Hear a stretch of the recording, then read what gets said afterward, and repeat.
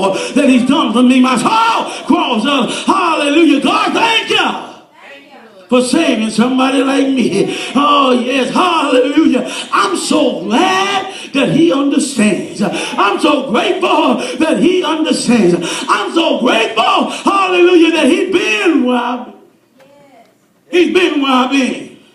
God's been where I've been. I got a great high priest that's been there. Oh, that's strong to me right there. Tell somebody, say, he's been there. Come on, tell somebody, say, he's been there. Let me just say something, and I'm about to get out of here. Hallelujah. You need to quit looking for people that's been there. You need to quit looking for people that's been there and that they say that they understand. Because really, do you understand my fight? Really, do you understand my struggle? Really, do you understand where I'm coming from? Really, do you understand my weaknesses? Yes, my weaknesses. The Bible says that we have a great high priest. That mother understands about our weaknesses. He knows how long we've been having those jokers. He knows how many times, y'all, we done promised to change the weaknesses.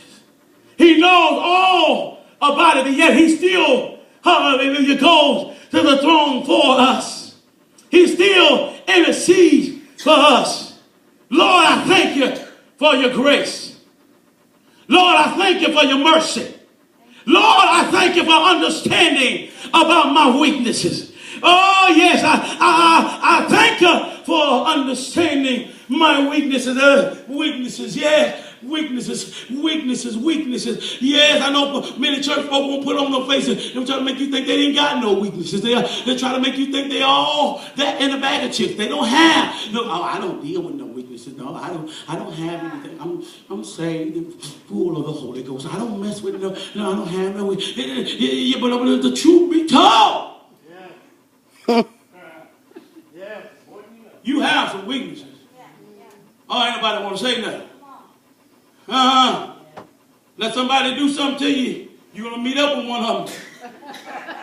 Let somebody catch you on the wrong day, you'll meet up with some of them. Let somebody do something to your kids and see some weaknesses come out. Y'all ain't hear what I'm saying. Let somebody go ahead and post something on that Facebook about your tail. Y'all ain't hear.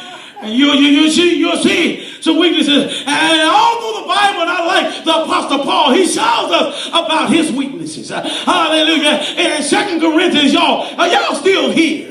In 2 Corinthians 12, Paul said this. In 12 and 8, he said, 3 times, Tony, I pleaded with the Lord to take them away. 3 times I asked God to take them away. But God said to me, my grace is sufficient for you. For my power is made perfect in what? In your weaknesses.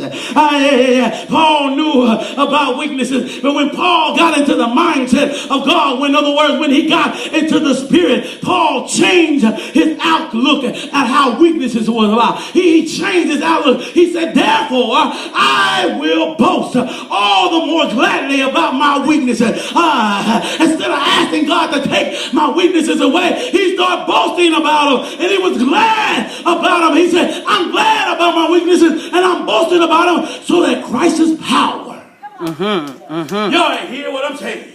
So that Christ's power will rest on me. Oh my God, some of y'all don't seem to understand. In your weaknesses, you getting to experience God's power. Oh my God, because of your weaknesses, you getting to see and experience God. Oh my God, power, so I can boast about my weaknesses. Oh yeah, because I know that God's power is there with me. Somebody shout, yes.